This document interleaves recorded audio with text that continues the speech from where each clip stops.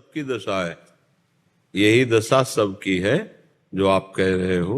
सब अपने शरीर को ही अपना स्वरूप मानकर, इंद्रिय मन को अपना स्वरूप मानकर उन्हीं के सुख भोग की लालसा में, देखो रुपया कमा लें, घर मकान बना लें, बढ़िया दुल्हन हो जाए, लड़का बच्चा, पर यही सबकी सोच है। आप बोलो, अपने सुख को जानते हो क्या जो अपने सुख की चाह रखते हो? पर सुख की बात कर रहे हो, देह धर्म की बात कर रहे हो, अपने स्वरूप की तो बात नहीं कर रहे ना। नहीं तो स्वरूप को किसी की जरूरत ही नहीं, वो तो सुख स्वरूप है। शंकर सहज स्वरूप सम्हारा, तो लाग समाधि अखंड। अद्भुत आनंद आपके अंदर है, पर आप अपने अंदर के आनंद को नहीं, आप बाहर के आनंद को भोगना चाहते हैं।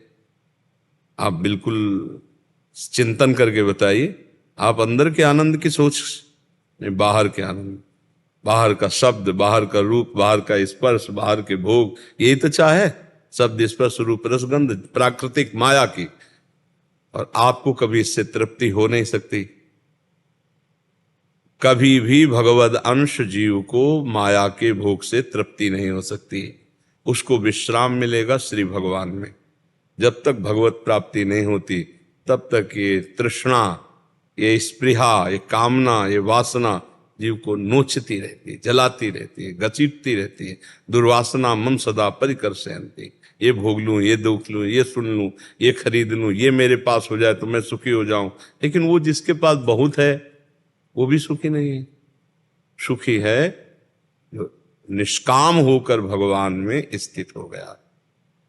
जाहि न चाहिए कबहु कछु तुम सन सहज सने, वो सुखी है जो सकल कामनाहीन जी। और यहां सब कामनाओं से चल रहा है, कामनाएं ही कामनाएं हैं, तो कहां सुखी हो? कहने मात्र का सुख नहीं है। बात समझ रहे हो आप? सुख तो भगवान में है। तो आप अपना सुख का मतलब देह धर्म से बात कर रहे हैं, तो ये सब में है, आप में नहीं, ये सब में है। जो जीवन मुक्त महापुरुष है उनके सिवा सब देह आ सकता है। घूम घूम के बात चाहे जितनी करें, वो बात देह में ही स्थित है। देह की ही क्रियाओं को अपना वो कर्तृत्व भाव मानते हैं और देह जनित भोगों को ही वो सुख मानते हैं। इसी अज्ञान में फंसे बार बार जन्म, बार बार मरण को भोगते हैं। इसको मिटाने के लिए अध्यात्म है। सत्संग सुनो, नाम जप करो। नाम जप करते हो? खूब नाम जप करो। एक मिनट भी खाली हृदय न रहे, हर समय नाम जप करो। राधा राधा, राम कृष्ण हरि शिव, जो नाम प्रिय हो जो। जी जैसे पहले मानसिक में राधा नाम जैसे आप ध्यान करते, लेकिन अब थोड़ा हो नहीं पा रहा मानसिक नाम। कहाँ, क्योंकि भोगों में रत होने पर मलिन बुद्धि हो जाती है, तो कैसे होगा? पापवंत कर सहज स्वभाव, भजन मोर ते भाव न काओ।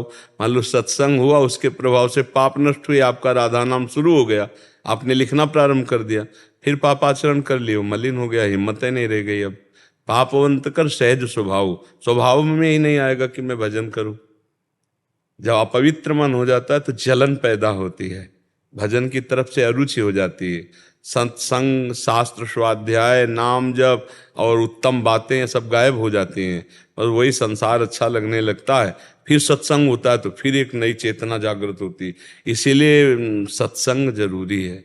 जो हम बार बार अपनी वासनाओं में फिसल जाते हैं, हृदय गंदा हो जाता है, सत्संग बार बार उस गंदे हृदय को पवित्र करके उत्साहित करता है भगवत प्राप्ति की।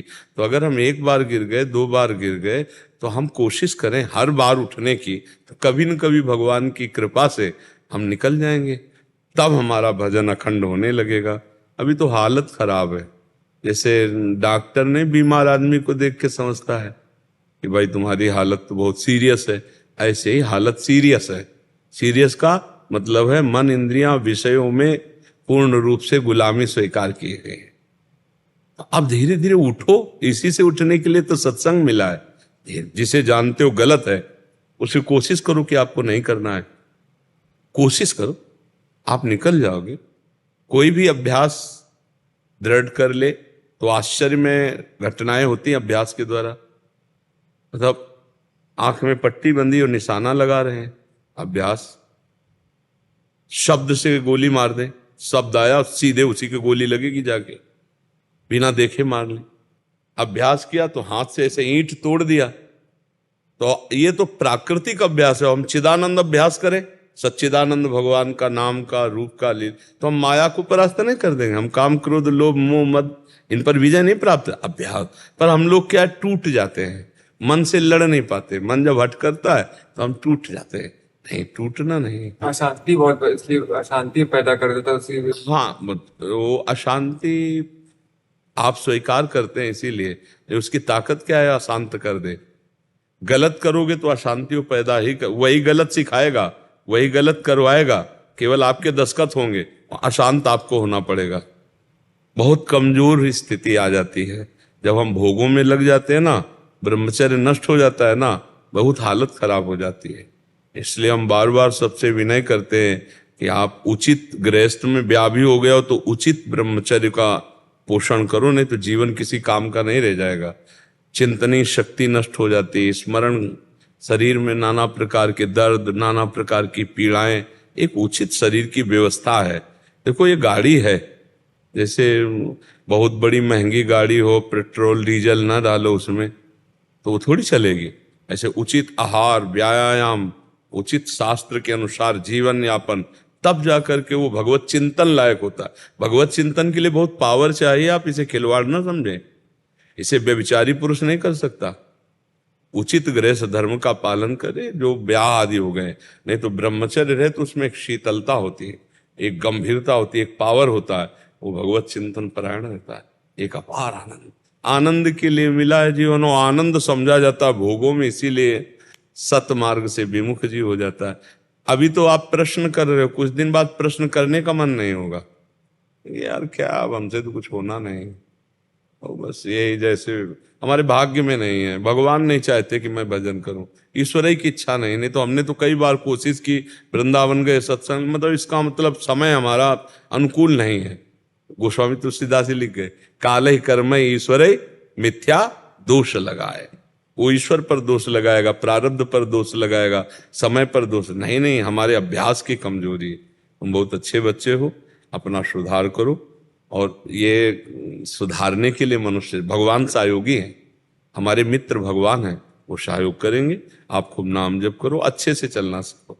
गंदी बातें जो हैं उनको छोड़ो, उनसे दूरी बनाओ, तभी आगे बढ़ पाओगे। अब गंदगी में बार बार गिरते रहे तो फिर इधर आने का भी मन नहीं होगा। देख लेना एक दिन, इधर आने का भी मन नहीं, क्या हम तो कुछ कर नहीं पाएंगे, क्या जाए, ऐसे निराश कर देगा। और मन के चक्कर में फंस जाओ तो डिप्रेशन में पहुंचा देगा, वो पहुंचा देगा। बार बार सोच सोच सोच सोच सोचते रहते हैं, मतलब सोच नहीं चलता रहता। हाँ, तो उसी को तो रोकने के लिए सत्संग है। राधा राधा राधा राधा राधा, अभी रोना आ जाएगा, आनंदमय हो जाओगे। उसका काम चलना, और हमारा काम है कि क्या चलाना। अब वो जो चला रहा है उसी को तुम देख रहे हो तो परेशान हो जाओगे। तुम चलवाओ उसमें, राधा राधा राधा, जीवन से। हाँ, राधा राधा राधा राधा, फिर देखो आनंद आने लगेगा। जैसे जैसे पाप नष्ट होंगे वैसे वैसे हृदय आनंदित होता जाएगा।